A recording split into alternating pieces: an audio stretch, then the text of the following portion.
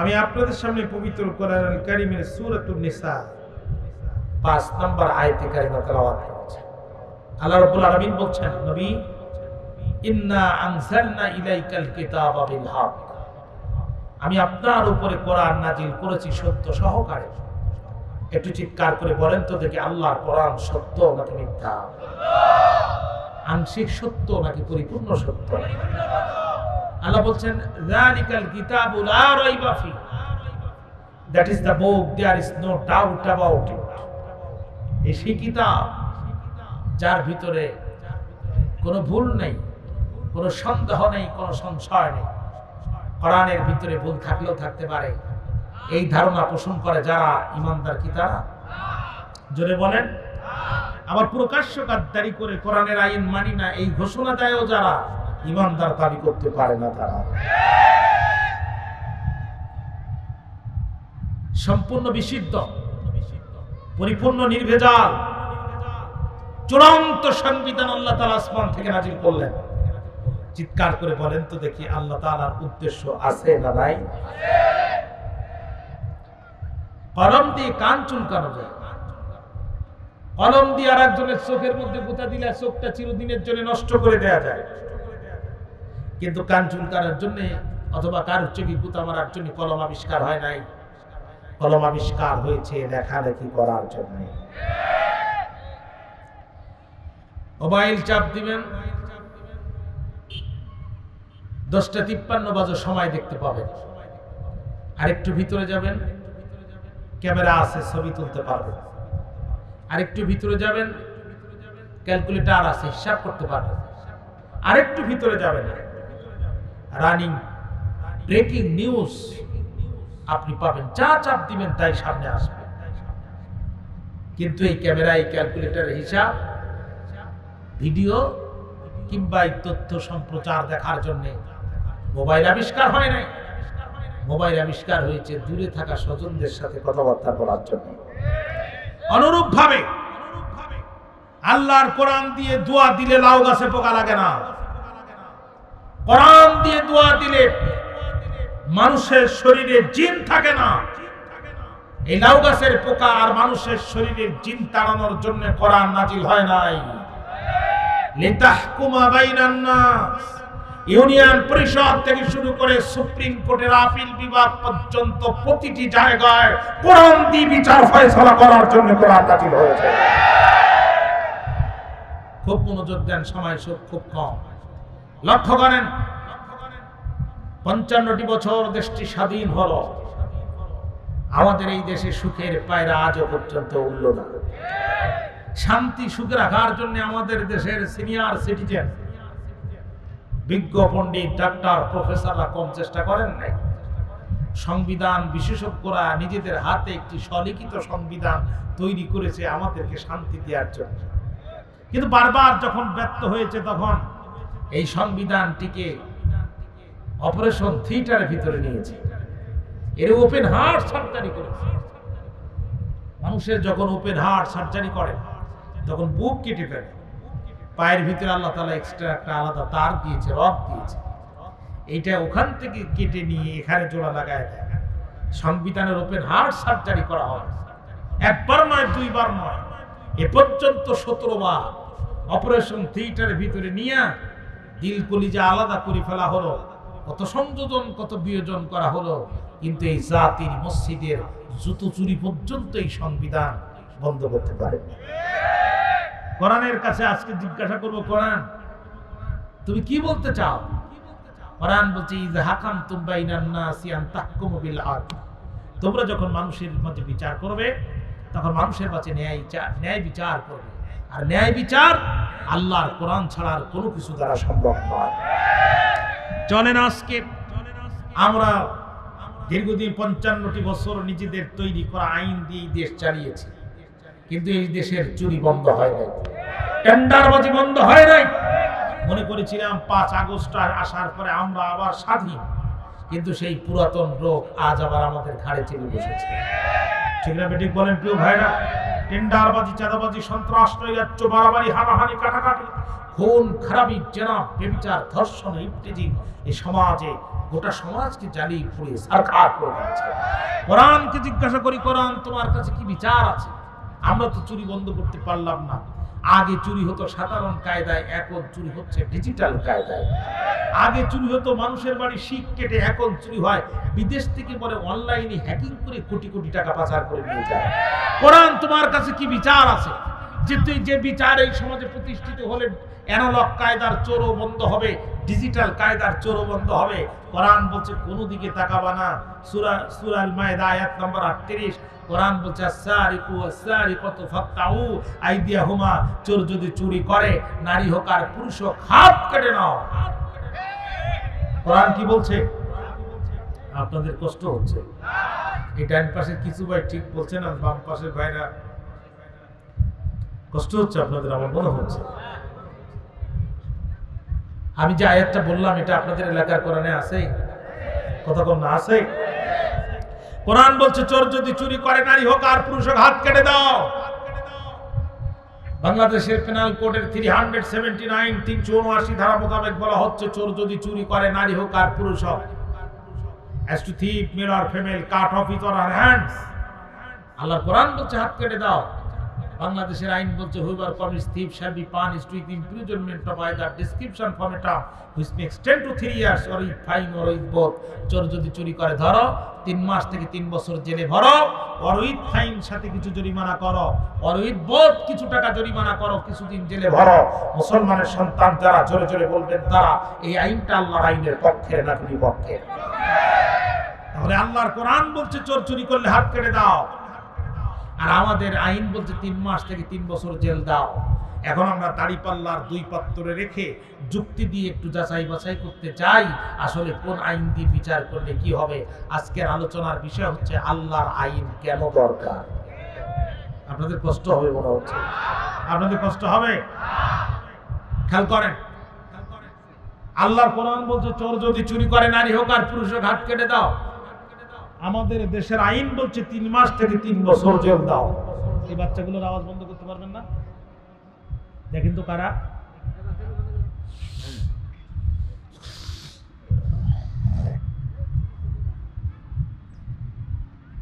আমার কথা কি পর্যন্ত বুঝতে আপনাদের কষ্ট হয়েছে? ভাইরা মনোযোগ কি আছে আমার দিকে? একটু মাথা ঠান্ডা করেন। এবছর মাথা গরম করা যাবে না, কারণ চারিদিকে ইসলামপন্থীদের বিজয়ের আওয়াজ দেখা যাচ্ছে। অর্থাৎ মাথা খুব ঠান্ডা রাখতে হবে। আমার দিকে তাকান, আমার দিকে তাকান। আল্লাহর কোরআন বলছে হাত কেটে দাও, আমরা বলছি আল্লাহর কোরআন বলছে হাত কেটে দাও, আমরা বলছি 3 মাস থেকে 3 বছর জেল দাও। কোন আইন দিয়ে বিচার করলে কি হচ্ছে? প্রচারিত বিচার ব্যবস্থা। ছেঁচড়া চোর জুতা চুরি করে কারাগারে যাচ্ছে, আর ডাকাতি করার কমপ্লিট প্রশিক্ষণ নিয়ে কারাগার থেকে ডেলিভারি হচ্ছে। ছেঁচড়া চোর চিনেন তো আপনারা? কলা চোর, কদু চোর, জুতো চোর, ইহাদেরকে আমাদের আঞ্চলিক ভাষায় বলা হয় ছেঁচড়া চোর। ছেঁচড়া চোর জুতো চুরি করে ধরা খেয়েছে। আপনারা পাবলিক বাজারে কিছু উত্তম মাধ্যম দিয়েছেন, এরপরে থানায় জমা দিয়েছেন। ওসি সাহেব 379 ধারা মোতাবেক একটা কেস ফাইল করেছে, মামলা লিখে 2টা পুলিশ দিয়া গাইবান্ধায় ম্যাজিস্ট্রেট কোর্টে পাঠায় দিয়েছে। ম্যাজিস্ট্রেট সাহেব মামলার ধারা দেখি বুঝতে পারছে এ চোর সমিতির সেক্রেটারি। উনি তখন 15 দিন জেল, অনাদায়ে আরো 5,000 টাকা জরিমানা, অনাদায়ে আরো 10 দিন সশ্রম কারাদণ্ড, একটা রায় লিখে উনি জাজমেন্ট দিয়ে দিয়েছে। এখন চোর যখন কারাগারে ঢুকছে তখন দেখে ওখানে বসা ডাকাতের সর্দার, তারা মোষ দেখলে মনে হয় বিয়ার 11 ধানের গোস। এরকম মুসালা লোক সমাজে আছে না নাই? দাড়ির বালাই নাই, সাদে মাল নেই, বাম্পার লোক আছে না? মুখে দাড়ি নেই কিন্তু মোষ আছে খুব মোটা। আমাদের সাতক্ষীরা আঞ্চলিক ভাষায় একটা কথা আছে, খোরে খোর চেনে। দেখবেন যারা বিড়ি খায়, সিগারেট খায়, আর একজনের ঠোঁটের দিকে তাকিয়ে বলে ভাই ম্যাচটা দাও, আমারটা একটু ধরাই নেই। ও কিন্তু জিজ্ঞাসা করে না ভাই তুমি বিড়ি খাও কিনা। ও ঠোঁটের দিকে তাকিয়েই বুঝতে পারে আমি যে মাল খাই এও একই মাল খায়। ঠিক না? ডাকাতের সর্দার ছেঁচড়া চোর দেখেই বুঝতে পারছে আমি যে কাজের কাজেই সেই কাজের নয়া পাশে। ওরে তখন ডাক দিয়ে বলছে come here, describe your arrest history, এদিকে আয়, কিভাবে গ্রেফতার হলি বল। ও বলছে আর বলবেন না গুরু, এইটুকু বল চুরি করা শুরু। আধুনিক যুগ, ছেলেরাও মাথায় চুল রাখে, মেয়েদের মাথায়ও চুল থাকে। আমি গভীর রাত্রিতে করলাম ভুল, মেয়ে মনে করি এক ছেলের কম্বলের ভিতরে হাত দিয়ে দেখি লম্বা লম্বা চুল। আমি মনে করলাম এইটাই বাড়ির সবচেয়ে গিন্নি মার্কা মহিলা, আমার হবে না ভুল। কিন্তু সর্বনাশ, কানে হাত দিয়ে দেখি সেখানেও নাই তুল, আমি ভেবে পাই না কুল। পায়ে হাত দিয়ে দেখি সেখানেও নাই নুপুর, রাত তখন দুপুর। আচ্ছা বলেন তো, যদি যে শীত আসতেছে, পুরুষ মহিলা মনে করে কোনো পুরুষের কম্বলের ভিতরে যদি হাত দেয়, ওর ঘুম না ভেঙে পারে? ডাকাতের সত্তা বলছে, বেয়াদব, তুই তো চোর না, চোরের জাত না। যেই দেশে 7-8 টাকার জন্য মানুষ মানুষকে পাথর দিয়ে মেরে ফেলায়, এই দেশে বিনা অস্ত্রে চুরি করতে গিয়েছিস তুই কোন লজ্জায়? তুই যাওয়ার সময় একটা চাইনিজ কুড়াল নিয়ে যেতে পারলি না? একটা জাপানি খুর নিয়ে যেতে পারলি না? একটা ইন্ডিয়ান রিভলভার নিয়ে যেতে পারলি না? তোরে ধরবে যখন, আস্তে করে বসায় দিয়ে দৌড় দিবি তখন। প্রচলিত বিচার ব্যবস্থায় ছেঁচড়া চোর জুতো চুরি করে কারাগারে যাচ্ছে, আর ডাকাতি করার কমপ্লিট প্রশিক্ষণ নিয়ে কারাগার থেকে ডেলিভারি হচ্ছে।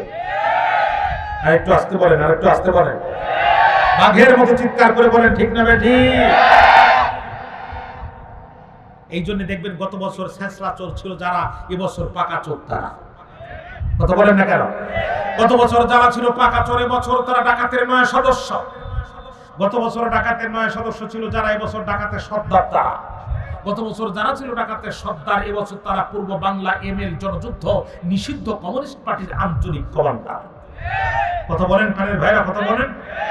আল্লাহর কোরআন বলছে, সারিকু সারিকাতু ফাক্তাউ আইদাহুমা, চোর যদি চুরি করে, নারী হোক আর পুরুষ হোক, হাত কেটে দাও। কোরআন দিয়ে বিচার করলে কি হতো? আমি কি আরেকটি উদাহরণ দিলে আপনাদের কষ্ট হবে প্রিয় ভাইরা? পরিস্থিতি খুব খারাপ, ইয়া নাফসি করতেছে। পুলিশের উপরে জনগণ এখন চড়াও হচ্ছে।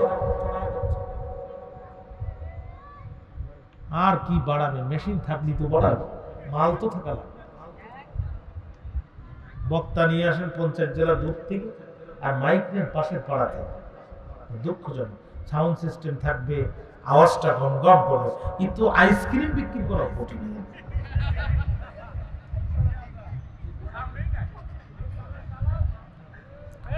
আচ্ছা আমি শেষ করে দিচ্ছি, আপনাদের কি কষ্ট হচ্ছে প্রিয় ভাইরা আমার? চলেন, আলোচনার সাবজেক্ট আল্লাহর আইন কেন দরকার। কেউ উঠবেন না, যারা উঠবেন তারা মনে করবেন আল্লাহর আইন চায় না। আর আল্লাহর আইন চায় না কারা? ওয়ামান লাম ইয়াহকুম বিমা আনজালাল্লাহ ফাউলাইকা হুমুল কাফিরুন। আল্লাহ বলছে যারা চায় না আল্লাহর পক্ষ থেকে যা নাজিল হয়েছে, এই কোরআনের বিচার প্রতিষ্ঠিত হোক, এই বিচার যারা চায় না, এরা পৃথিবীর মানুষের আদম শুমারিতে হতে পারে ঈমানদার, আমি আল্লাহর কাছে ওরা কাফেরদের সরকার। কোরআনের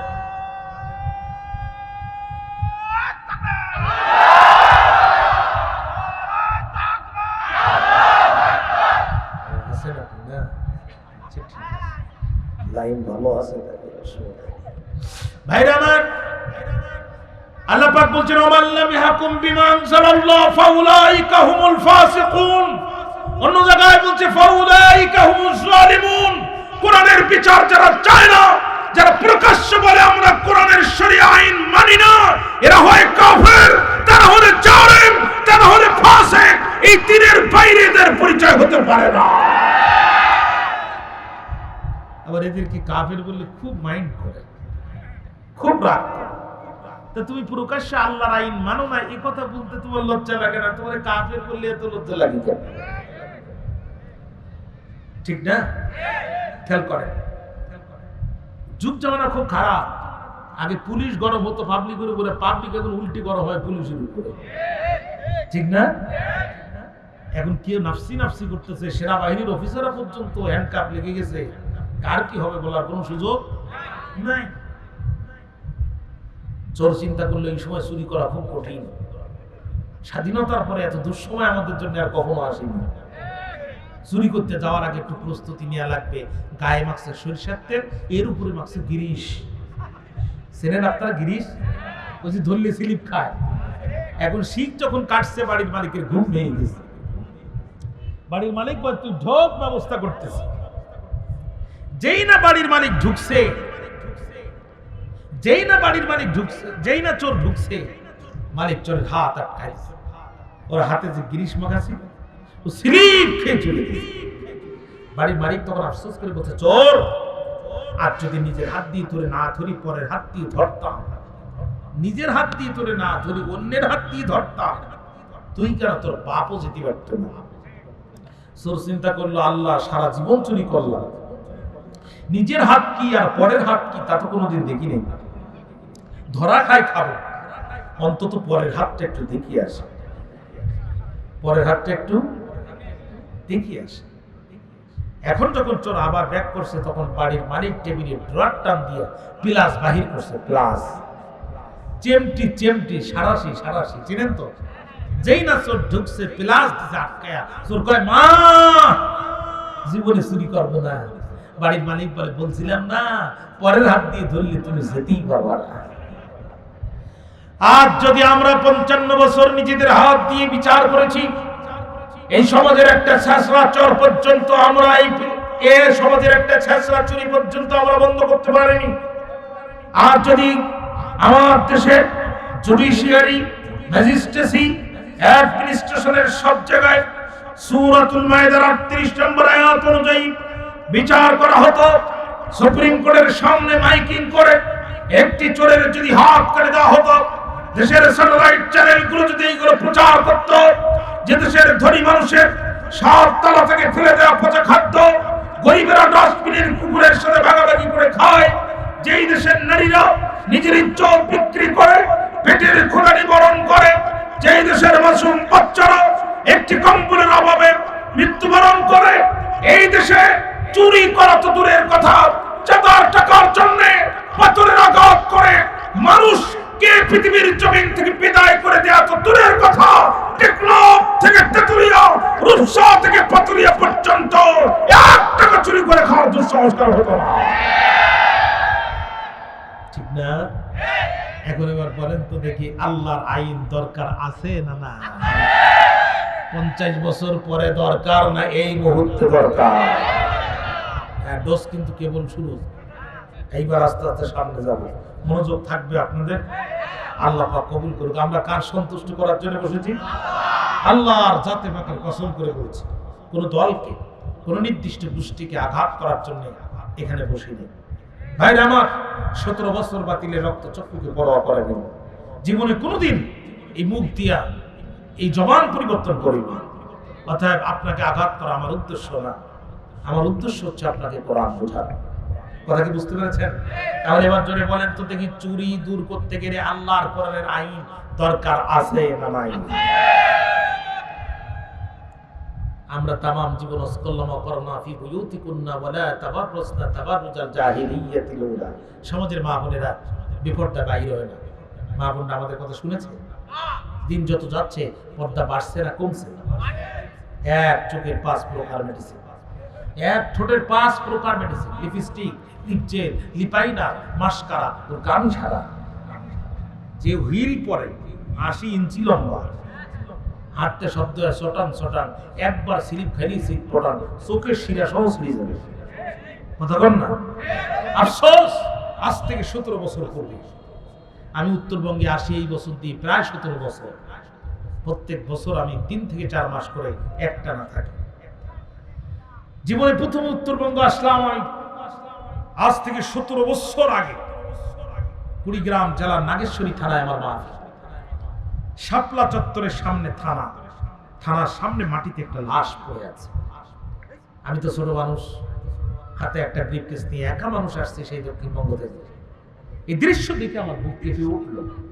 আমি একজনকে জিজ্ঞাসা করলাম, লাশ আছে মানুষ নাই, এই দৃশ্য তো কোনোদিন দেখি নাই, কারণ কি? বলছে, হুজুর আমার দেশে সোনার ছেলেরা, আমার দেশে সোনার ছেলেরা মেয়েটিকে গণহারে ধর্ষণ করেছে, এখানেই তারা ক্ষান্ত হয়নি, তার ওড়না দিয়ে তার গলায় পেঁচিয়ে তাকে পৃথিবীর জমি থেকে বিদায় করে বাগানে রেখে গেছে। আফসোস লাগে। আমি গত 2-3 দিনের আগের ঘটনা, গাজীপুরের এক মাদ্রাসা পড়ুয়া ছাত্রী কি ইসকনের সদস্যরা, হিন্দুত্ববাদী উগ্রবাদী সংগঠন ইসকনের সদস্যরা তাকে নিয়ে 3 দিন ধরে আটকে গণহারে রেপ করেছে। আমার কলিজাটা কেঁপে উঠলো, চোখের পানি পড়ে গেল। আল্লাহ, আমরা যদি আমার এই মুসলিম ভাইদেরকে বোঝাতে পারতাম, আর তারা যদি আমাদের কথা শুনত, আর এই দেশের জুডিশিয়ারি ম্যাজিস্ট্রেসি যদি সূরাতুন নূরের 2 নম্বর আয়াতে কারিমার আইন এখানে প্রতিষ্ঠিত থাকতো, যেখানে আল্লাহ বলছেন, আয-যানিয়াতু ওয়াজ-যানি ফাজলিদু কুল্লা ওয়াহিদিন মিনহুমা মিয়াতা জালদা। যারা কারিনী আর যারা কারজি ধরা পড়ে ইসলাম বলছে বিবাহিত অবস্থায় এক শাস্তি, অবিবাহিত অবস্থায় আরো এক শাস্তি। ইসলাম বলছে অবিবাহিত অবস্থায় যদি জেনা করে শরীরের পরে 100 চামড়ার ভিতরে আঘাত করো, যদি 80 আঘাতের পরে মারা যায় মৃতদেহের পরে আরো 20টি আঘাত করো। বিয়ের পরে যদি জেনা করে ইসলাম বলছে বুক পর্যন্ত পুঁতে ফেলো, পাথর নিক্ষেপ করো ততক্ষণ, মৃত্যুবরণ করবে না যতক্ষণ। একটা জেনাকারীর ধর্ষককে যদি মৃত্যুদণ্ডের শাস্তি দেওয়া হতো, আমার মুসলিম বোনের ইজ্জতে হামলা করা তো দূরের কথা, এদেশের লম্পট যুবকদের স্বপ্নদোষ পর্যন্ত বন্ধ হয়ে যাবে। ঠিক না? এবার বলেন তো আল্লাহর আইন দরকার আছে না নাই? 50 বছর পরে দরকার নাই, মুহূর্তে দরকার। কথা কি পরিষ্কার? আমরা সারা জীবন আপনাদেরকে শোনাচ্ছি, সমাজে চলছে কথা। আল্লাহ পাক ব্যবসাকে হালাল করেছেন, ওয়া হারামার রিবা, সুদকে আল্লাহ হারাম করেছেন। ব্যবসা হালাল, বৈধ। হালাল মানে বৈধ, হালাল মানে কি? বৈধ। হারাম মানে অবৈধ, হারাম মানে কি? অবৈধ, নিষিদ্ধ। আল্লাহ পাক ব্যবসাকে হালাল করেছে, সুদকে হারাম করেছে। আল্লাহ বলছেন লা তাকুলু রিবা ইয়াদাফান মুদাফা, তোমরা দ্বিগুণ বা চক্রবৃদ্ধি হারে সুদ খেও না। বলেন তো দেখি সমাজে সুদ বাড়ছে না কমছে? আগে খাইতো 100 টাকায় 10 টাকায়, এখন খাই 100 টাকায় 30 টাকা। জিজ্ঞাসা করলাম কারণ কি? সুদের মহাজন কয় হুজুর দ্রব্য মূল্যের ঊর্ধ্বগতি, সব জিনিসের দাম বাড়বো, আমাদের সুদের দাম বাড়বে না। কথা কন না? ভাইরা আমার খেয়াল করেন, খেয়াল করেন। আমিরুল মুমিনিন খলিফাতুল মুসলিমিন হযরত ওমর রাদিয়াল্লাহু তাআলা আনহু, মুসলিম জাহানের প্রেসিডেন্ট তিনি।